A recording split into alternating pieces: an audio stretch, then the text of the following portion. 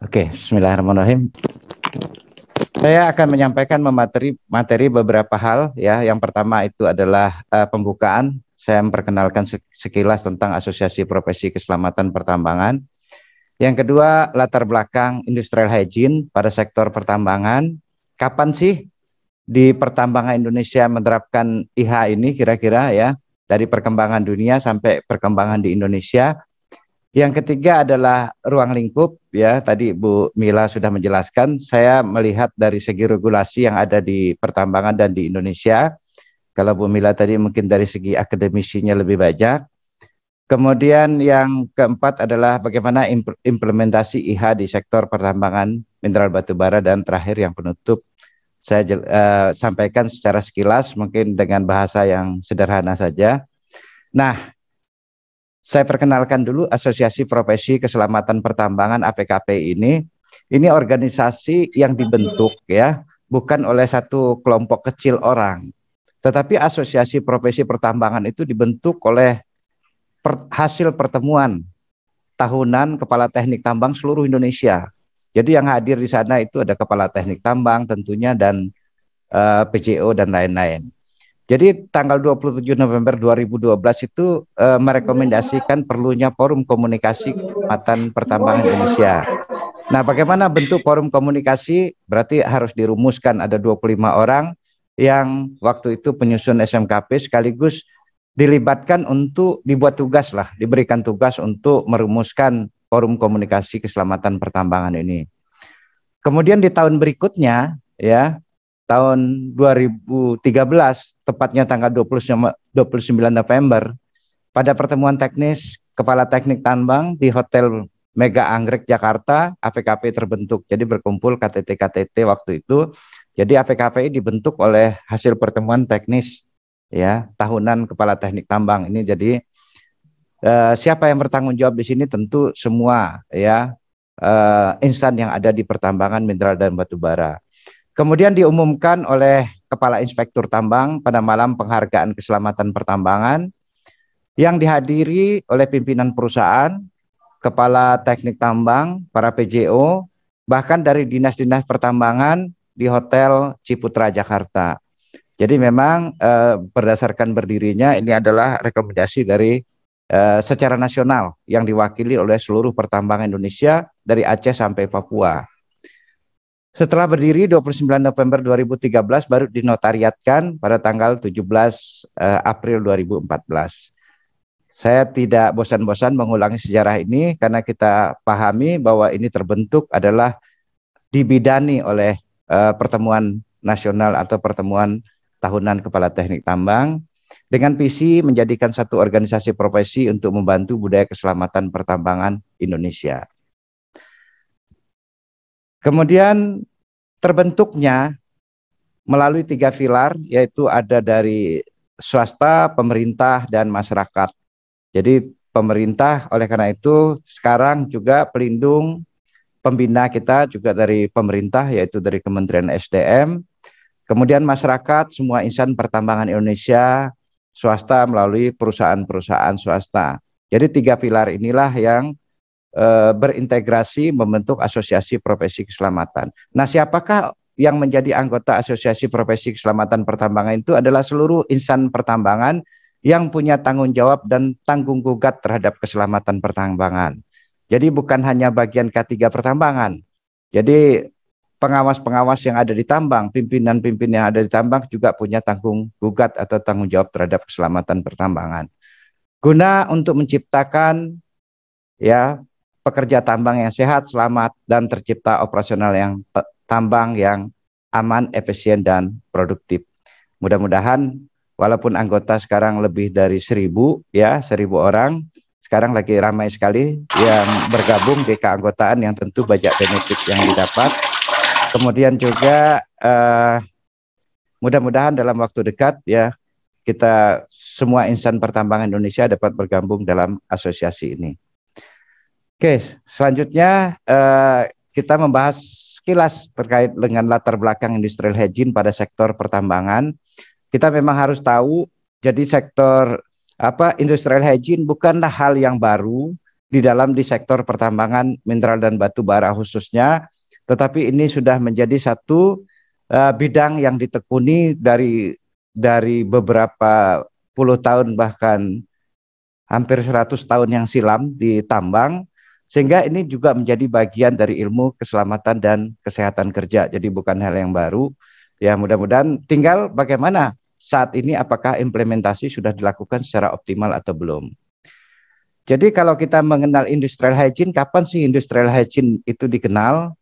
Sesungguhnya dari zaman sebelum Masehi, ya. Kalau di Mesir dulu mengenal istilahnya apa ya, mengenal manfaat cadar bagi perlindungan respirasi untuk menambang kanibar atau mercury oxide. Dan di Arabia ada juga catatan tentang efek sinar matahari ya pada pekerja di tambang Raja Solomon. Jadi sudah orang melakukan pencegahan ya terhadap efek daripada lingkungan kerja ini. Kemudian di abad pertengahan ini ada Georgius Agricola tahun 1400 sudah menekunin ya, menemukan pekerja tambang dengan gejala silikosis. Ya, untuk mencegah hal tersebut dia menganjurkan tentang pentingnya kebersihan udara di lingkungan kerja. Sehingga dia juga menulis dalam buku Opting Metallic ya. Kemudian Paracelsus, mungkin kita orang-orang kesehatan kerja kenal sekali dengan Paracelsus dari Austria, menyadari ada hubungan dosis dengan respon ya antara kejadian penyakit pada pengecoran logam dengan beratnya penyakit. Jadi sudah ada hubungan antara penyakit dengan pekerjaannya. Kemudian pada tahun 1633 ini ya, kita kenal pastinya orang-orang kesehatan kerja pasti hafal betul dengan namanya Bernardino Ramazzini. Dia adalah termasuk bapak kesehatan kerja di dunia ya. Beliau seorang profesor di Modena, menulis buku judul The Riddle of Disease of Work ya, membahas penyakit di kalangan pekerja.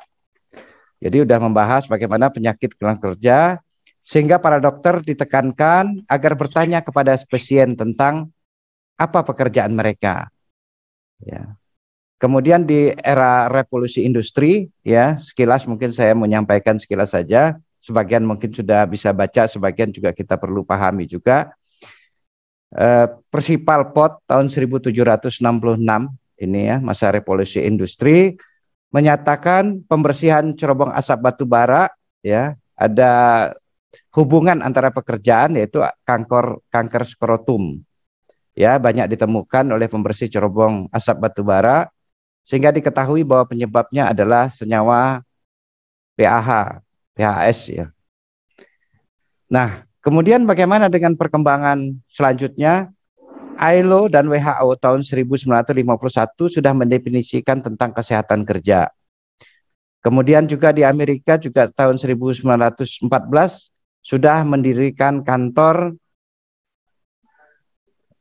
kesehatan kerja ini ya, public health services ya, yang kemudian tahun 71 berganti nama menjadi NIOSH. Kemudian Undang-Undang K3 di Amerika juga terbentuk tahun 1970 yang banyak dijadikan rekomendasi, termasuk di Indonesia, tetapi undang-undang tentang keselamatan kerja tahun 70 juga lahir. Nah, bagaimana perkembangan di tanah air? Tentunya banyak lagi perkembangan di berbagai negara ini ya, di perkembangan dunia. Kemudian bagaimana perkembangan negara? Jadi industrial hygiene itu sudah masuk ke dalam regulasi jauh sebelum Indonesia merdeka. Jadi sejak tahun 1930 dengan MPR nomor 341, Main Policy Requirement 341, tahun 1930 di pasal 183 hingga 185. Jadi ini 183 hingga 185 itu membahas terkait dengan kesehatan kerja, termasuk di dalamnya adalah hygiene, ya, industrial hygiene tentunya. Kemudian di Direktorat Teknik Mineral dan Batu Bara, jadi dulu memang mungkin ada juga saksi-saksi sejarah. Kalau di sini ada Pak Eko, kemudian ada Pak Marpaung, ya, kemudian ada beberapa yang lain. Mereka dulu fokus untuk melakukan pengukuran lingkungan kerja di pertambangan itu dilakukan oleh eh, para pembina, para pengawas, yaitu para inspektur tambang tentunya, fokus dari 1986 sampai 95 itu diukur langsung, ya. Dan kemudian memang saat ini sudah diserahkan ke masing-masing perusahaan tentu ngukur dan pemerintah melakukan pengawasan, termasuk juga dengan adanya perkembangan regulasi yang terkini. Nah, ini kira-kira perkembangan industrial hygiene di pertambangan Indonesia dengan melatar belakangi perkembangan sejarah industrial hygiene di dunia. Banyak versi dari cerita perkembangan sejarah, ini adalah salah satu yang paling tepat untuk kita. Oke, kemudian bagaimana dengan peraturan perundangan yang ada di Indonesia? Kita ada Undang-Undang Nomor 3 Tahun 2020 ya, sebagai perubahan atas Undang-Undang Nomor 4 Tahun 2009 Pasal 96 tentang keselamatan pertambangan. Kemudian keselamatan pertambangan ini sebagaimana juga diuraikan, jadi ini Undang-Undang 4 tadi sudah ada revisi atau perubahan ke Undang-Undang 3. Kemudian di PP 55 tahun 2010 khususnya di pasal 16, pasal 26, dan inti isinya ada di pasal 6, 26 bahwa K3 itu meliputi keselamatan kerja, kesehatan kerja, lingkungan kerja, dan sistem manajemen K3. Jadi lingkungan kerja sudah menjadi bagian yang fokus. Jadi secara regulasi memang aturan itu sudah sangat kuat sejak tahun 2010 sudah sangat kuat. Ya, tinggal implementasi yang memang patut kita perhatikan. Kemudian adanya Permen 26 tahun 2018 tentang kaidah pertambangan baik dan pengawasan pertambangan mineral batu bara. Di bab 2 bagian 3 tentang pengolahan keselamatan pertambangan mineral dan batu bara. Jelaskan tentang kesehatan kerja ya, dengan yang terbagi menjadi kesehatan, keselamatan, dan lingkungan kerja. Kemudian kita ada Kepmen SDM 1827 yang sudah menjabarkan apa itu kesehatan kerja, apa itu lingkungan kerja. Di dalam lampiran 3-nya, kemudian di lampiran 4 bagaimana cara mengelolanya yang terintegrasi di dalam sistem manajemen keselamatan pertambangan atau SMKP. Mohon maaf nanti moderator kalau waktu saya kebablasan diingat ya. Saya dapat waktu 30 menit ya. Masih kalau saya hitung masih 17 menit.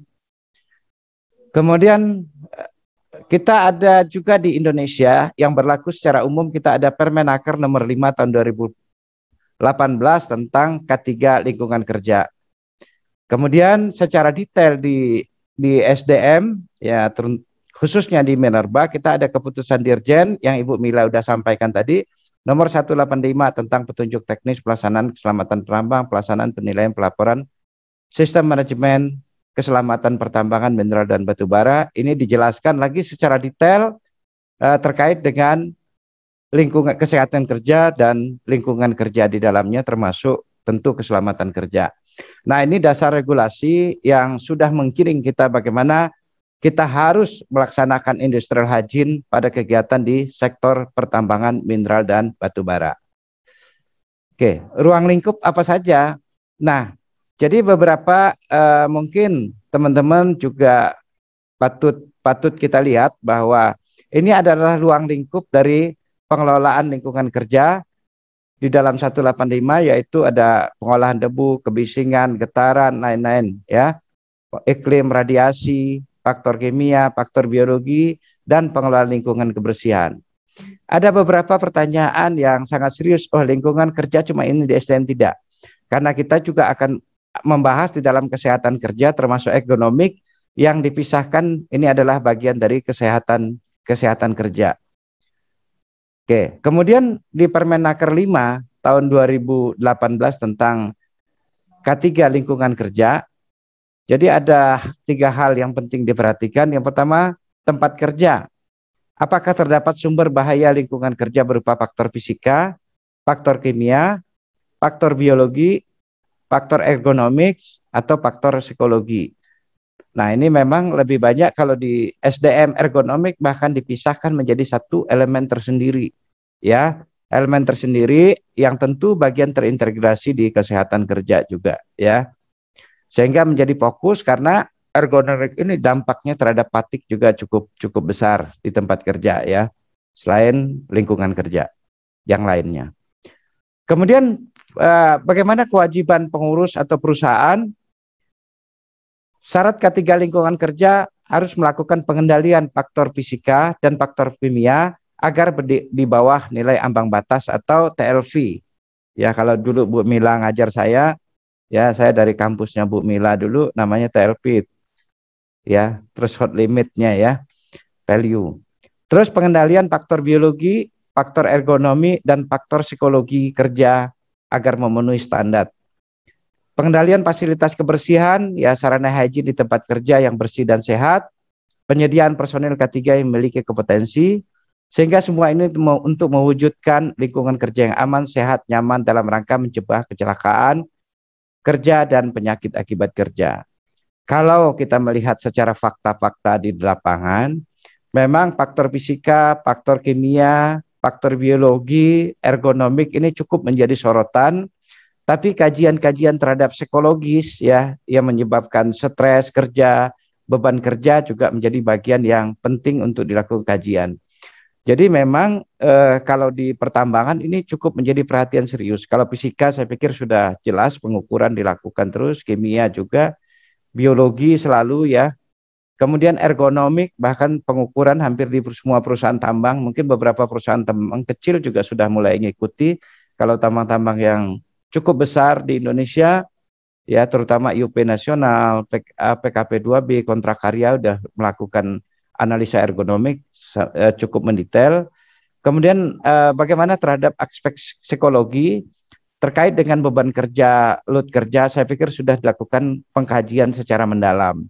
Jadi kalau di sektor pertambangan, asumsi orang kok fokusnya terhadap keselamatan kerja saja, saya pikir itu masih belum tepat karena teman-teman ngelola, mungkin ada beberapa di perusahaan, tapi teman-teman ngelola K3 itu sudah intent untuk melakukan analisa atau identifikasi faktor fisika, kimia, biologi, ergonomik, dan psikologi di tempat kerja. Cuma nyebutnya, tidak semua nyebutnya sebagai industrial hygiene. Ya, ergonomik dikaji, psikologi dikaji dengan beban kerja, load kerja, dan lain-lain. Bagaimana implementasinya? Tadi Bu Mila sudah menyampaikan, saya pikir nggak usah ngulangi. Dengan cara antisipasi, rekognisi atau pengenalan, evaluasi, dan pengendalian lingkungan. Itu juga sudah ditekankan di dalam keputusan Dirjen 185K tahun 2019 kalau di sektor pertambangan, mineral, dan batubara. Ya kata Bu Mila tadi, AREK ya. Nah, antisipasi berarti kita sudah mengantisipasi, sudah mengidentifikasi secara dini ya. Jadi mengantisipasi secara dini bahaya-bahaya yang mungkin timbul di tempat kerja. Jadi mengetahui potensi asal lebih dini akan muncul menjadi bahaya risiko yang nyata. Jadi sudah melakukan persiapan dan tindakan-tindakan pencegahan dari awal. Kunci tahapan di antisipasi kita sudah menyadari bahwa itu sebagai informasi awal. Kemudian baru keduanya melakukan pengenalan atau rekognisi, yaitu pengenalan. Ya kita sering menyebutnya sebagai mengidentifikasi bahaya risiko lah. Kemudian bagaimana dengan evaluasi? Kita evaluasi apakah itu di luar nilai ambang batas ya, masih lebih besar dari nilai ambang batas atau kecil daripada nilai ambang batas atau nilai toleransi yang ditetapkan berdasarkan nilai kemampuan tubuh kita untuk menghadapi bahaya dan risiko terkait dengan lingkungan kerja. Kemudian pengendalian, kita juga sudah melakukan pengendalian menggunakan hierarki kontrol yang ada ya, mulai dari rekayasa, administratif, ya, work practice, dan tentu alat pelindung diri. Nah, itu sudah, saya pikir sudah diterapkan di tambang, tinggal intensitasnya. Jadi penerapan IH ini diawali dengan melakukan penilaian risiko kesehatan tempat kerja. Nah, bahkan petugas-petugasnya kalau di pertambangan mineral batu bara ini sudah ditetapkan oleh KTT. Jadi KTT atau PTL, Kepala Teknik Tambang, atau penanggung jawab teknik lingkungan itu menunjuk petugas hygiene. Jadi karena seriusnya, maka petugas hygiene di dalam industri pertambangan pun ditunjuk. Dan orangnya harus memiliki kompeten dalam mengelola lingkungan kerja. Nah, kompetensi tetap saja mengacu kepada kompetensi yang sudah ditetapkan di SKKNI juga, yaitu ada IMU, IMA, dan ahli K3 lingkungan kerja. Jadi petugas ini kalau di pertambangan mineral batu bara sudah ditetapkan oleh Kepala Teknik Tambang. Kemudian alur penilaian risiko saya tidak akan menyampaikan ya, karena tadi Bu Mila sudah menyampaikan. Jadi sebagai dasar industrial hygiene mengimplementasi prinsip yang pertama diawali dengan bagaimana mereka melakukan penilaian risiko ya, sehingga dapat menetapkan langkah-langkah selanjutnya. Bagaimana implementasi program ya, diantaranya adalah karakteristikasi tempat kerja ya, kita tempat kerja ada di mining, di hauling ya, bahkan di hutan-hutan untuk eksplorasi, termasuk juga di processing tentu mempunyai dampak bahaya dari lingkungan yang berbeda. Kemudian mengidentifikasi bahaya kesehatan dalam penilaian risiko. Nah, kita di dalam sistem manajemen keselamatan pertambangan Indonesia di 185 baik lampiran 1 maupun bagian 1 maupun bagian 2, bagian 2-nya SMKP, bagian 3 penerapan KP, semua sudah terintegrasi di dalam mengelola risiko, dan mengidentifikasi bahaya risiko harus memasukkan aspek keselamatan kerja di dalamnya, termasuk lingkungan kerja. Nah, bagaimana implementasi, apakah sudah bagian tersendiri? Jadi kalau tadi Ibu bilang ada, Bu Mila bilang ada HRA, ya, Health Risk Assessment, tapi kita di sini pada umumnya di dalam sistem manajemen keselamatan pertambangan dan khususnya di keselamatan pertambangan itu sudah memasukkan di dalam manajemen risiko. Jadi termasuk nanti penjelasan bagaimana memitigasi risiko mulai dari identifikasi sampai mitigasi risiko sudah masuk ke dalam manajemen risiko. Dan di pertambangan tidak semata-mata kita berbicara tentang HIRA lagi, tetapi konteks besarnya kita sudah masuk kepada manajemen risiko. Kemudian dievaluasi, berikan masukan pengendalian atau kontrolnya, komunikasi bahaya-bahayanya, kemudian buat APD ya, pengendalian terakhirnya APD, dan programnya dilakukan evaluasi secara terus-menerus. Ini sudah menjadi bagian yang tinggal fokus dan tidak fokus di pertambangan mineral batubara khususnya, tapi secara regulasi saya pikir ini sudah luar biasa, dan secara historikal ya, bahwa implementasi terhadap keselamatan kerja khususnya industrial hygiene di pertambangan ini sudah menjadi fokus. Jadi jika ada hal-hal yang memang isu-isu keluar, ya itu terkait dengan implementasinya saya pikir, tetapi secara regulasi, aturan, penerapan, apakah itu sudah efektif belum? Nah, itu patut kita evaluasi bersama. Kemudian sesuai amanat peraturan perundangan bahwa petugas hygiene itu, ya, petugas hygiene atau ahli lingkungan ditunjuk oleh KTT. Boleh kita menggunakan pihak luar? Ya tentu boleh saja. Tapi menggunakan pihak luar dalam pengukuran pun belum berarti kita sudah menerapkan peraturan. Maka oleh karena itu perlu bahwa petugas itu mau internal atau eksternal sekalipun harus ditunjuk ya, harus ditunjuk dengan oleh Kepala Teknik Tambang atau VTL. Kemudian di akhir materi ingin saya sampaikan bahwa IHH sebagai wadah profesi industrial hygiene ya, dan alhamdulillah kesempatan hari ini kita bisa bermitra dengan IHH, APKPI, dan tentunya dengan beberapa asosiasi lainnya. Kita bikin bersama-sama dan mengundang Pak Sugili ya. Pak Sugili kayaknya ada sesuatu yang baru ingin disampaikan. Beliau telah selesai melakukan investigasi terhadap satu kasus kesehatan kerja khususnya industrial hygiene di pertambangan tambang Karara Mining ya, Karara Mining. Beliau habis investigasi. Nah, investigasi ini akan disampaikan kepada kita semua dalam kesempatan hari ini bagaimana mereka melakukan proses investigasi dan hasilnya. Dan untuk IH juga telah tersedia standar kompetensi kerjanya ya, kita ada SKKNI-nya. Kemudian APKPI tentunya merupakan wadah profesi keselamatan pertambangan yang ada di Indonesia dan satu-satunya wadah keselamatan pertambangan di Indonesia, menjadikan industrial hygiene sebagai terintegrasi dalam pengelola keselamatan pertambangan. Karena kita tidak bisa memisahkan namanya keselamatan, kesehatan, termasuk di dalam industrial hygiene menjadi bagian yang terpisah, dan itu menjadi satu kesatuan yang dikelola dalam keselamatan pertambangan. Secara garis besar itu saja materi yang saya dapat kami sampaikan. Nanti kalau para teknisnya ada ahli-ahli, saya menggambarkan secara umum bagaimana komitmen kita di asosiasi, bahkan di APKP juga ada bidang nanti yang menangani secara khusus memang lebih banyak kepada pengembangan program-program terkait dengan keselamatan dan kesehatan kerja. Bapak, Ibu, dan saudara-saudara peserta webinar hari ini, saya atas nama pribadi dan Asosiasi Profesi Keselamatan Pertambangan, yang pertama mengucapkan minal aidin wal faizin, masih di bulan Syawal, mohon maaf lahir di batin bila ada kekurangan. Dan yang kedua, saya sangat prihatin dengan kondisi kesehatan yang ada di negara kita ini.